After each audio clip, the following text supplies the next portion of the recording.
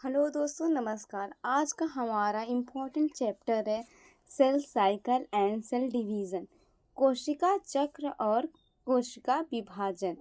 आज हम इसका इम्पोर्टेंट एमसीक्यू करने वाले हैं। तो चलिए इसका एमसीक्यू स्टार्ट करते हैं। इसका पहला क्वेश्चन है, कोशिका विभाजन को किस अवस्था में आने के बाद कोशिका निश्चित विभाजन जो है निश्चित ही होगा। तो कोशिका विभाजन की कौन सी अवस्था है कि जिसमें जाने के बाद कोशिका का विभाजन निश्चित रहता है? कौन सा फेज है? वह है एस फेज। एस फेज में जब कोशिका हमारी एस फेज में जाती है तो उसका विभाजन होना निश्चित होता है। नेक्स्ट क्वेश्चन देखते हैं। नेक्स्ट क्वेश्चन है हमारा, अर्धसूत्री विभाजन में समजात गुणसूत्रों के बीच आनुवंशिक पदार्थों के विनिमय को क्या कहते हैं?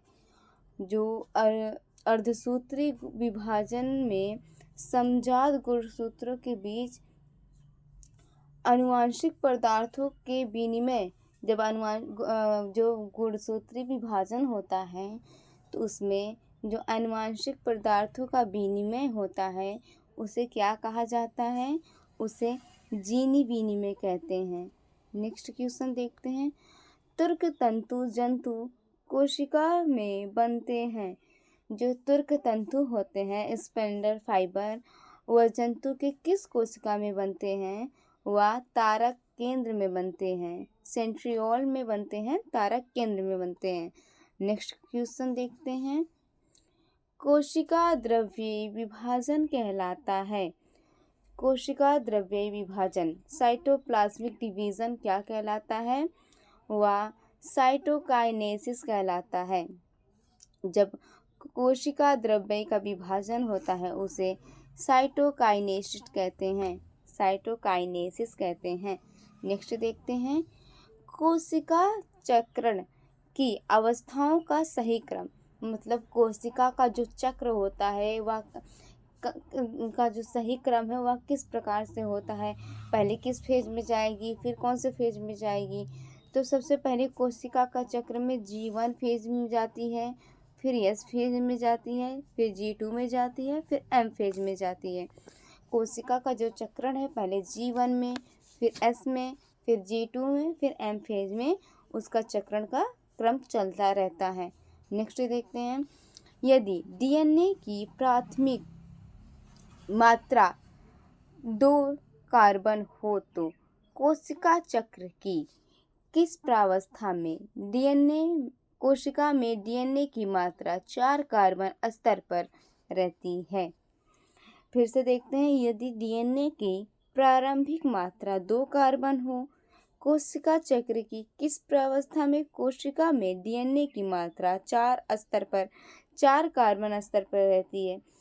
तो G2 फेज में और S फेज में कोशिका में DNA की मात्रा 4 कार्बन स्तर पर रहती है।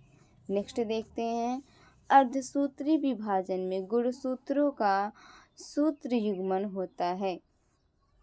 गुणसूत्रों का सूत्र युग्मन क्रोमोसोम पेयरिंग किस में होता है? अर्धसूत्री विभाजन के वह होता है जाइगोटीन में।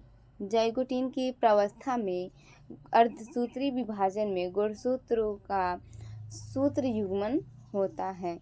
नेक्स्ट क्वेश्चन देखते हैं, जंतु कोशिका में समसूत्री विभाजन की खोज की थी। जंतु कोशिका में एनिमल सेल में समसूत्री विभाजन होता है, इसकी खोज किसने की थी? इसकी खोज की थी फ्लेमिंग ने 1879 में की थी फ्लेमिंग ने। नेक्स्ट क्वेश्चन देखते हैं, कोशिका चक्र की किस प्रावस्था में DNA स्वयं की प्रकृति बना लेता है? कोशिका चक्र जब सेल साइकिल होती है तो उसकी किस प्रावस्था के दौरान जब DNA अपना स्वयं का प्राकृतिक बना लेता है वह कौन सा है? वह है यस अवस्था के दौरान, एस फेज के दौरान DNA क्या करता है? अपना स्वयं का प्राकृतिक बना लेता है।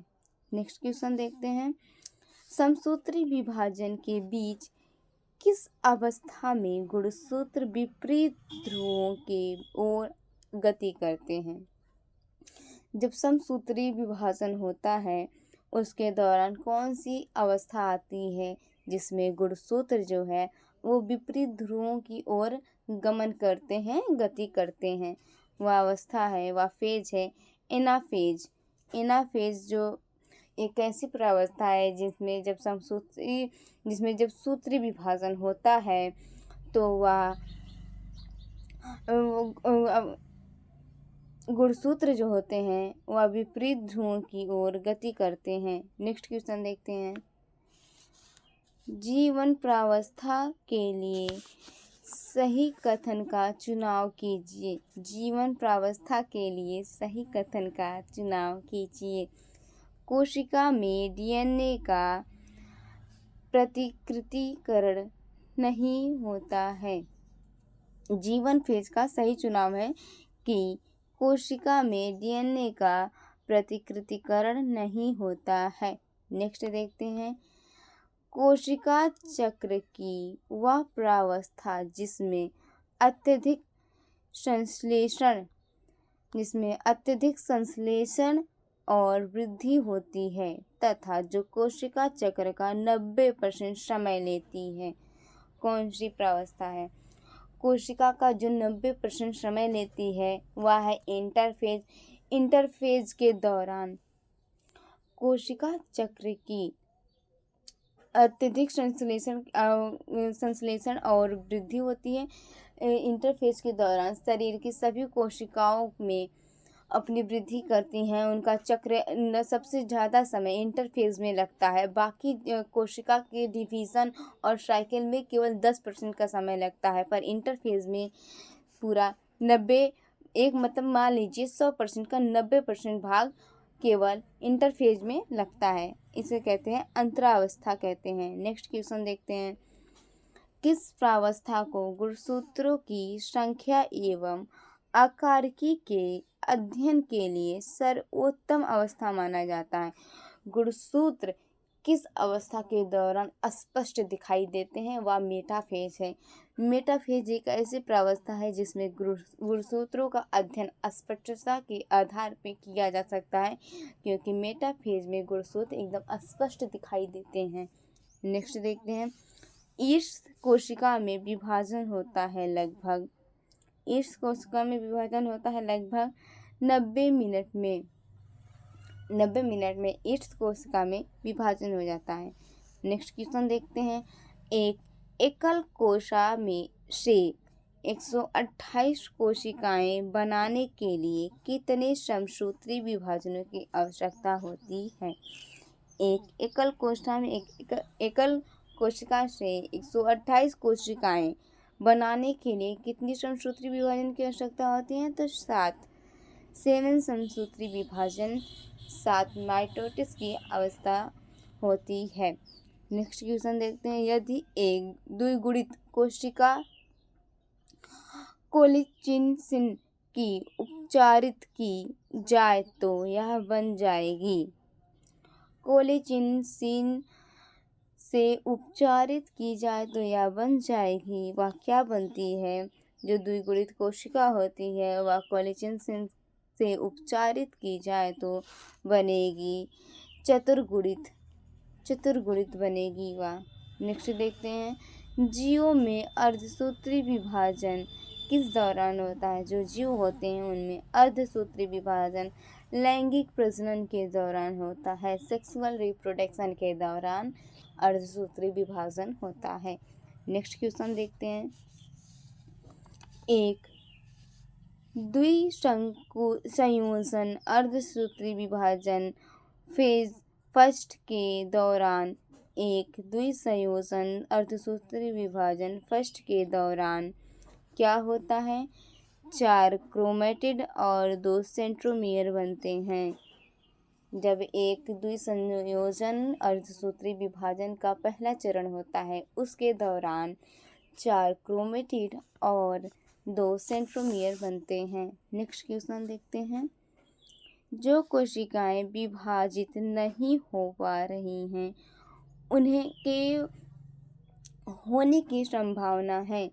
जो कोशिकाएं ऐसे विभाजित नहीं हो पाती हैं उन्हें होने की संभावना है। जी नॉट फेज में उनकी विभाजन होने की संभावना है।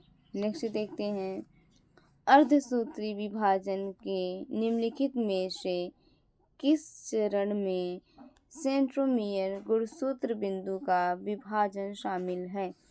अर्धसूत्री विभाजन के किस चरण में सेंट्रोमियर गुणसूत्र बिंदु का विभाजन शामिल है? वह है एनाफेज सेकंड के दौरान अर्धसूत्री विभाजन में सेंट्रोमियर गुणसूत्र का विभाजन शामिल है। नेक्स्ट देखते हैं, गुणसूत्री विभाजन का कौन सा चरण अपनी विशिष्ट विशेषता के रूप में काइज़मेटा के समापन को दर्शाता है? काइज़मेटा के समापन को डाइकाइनेसिस दर्शाता है। डाइकाइनेसिस की अवस्था के दौरान काइज़मेटा का समापन दर्शाया जाता है।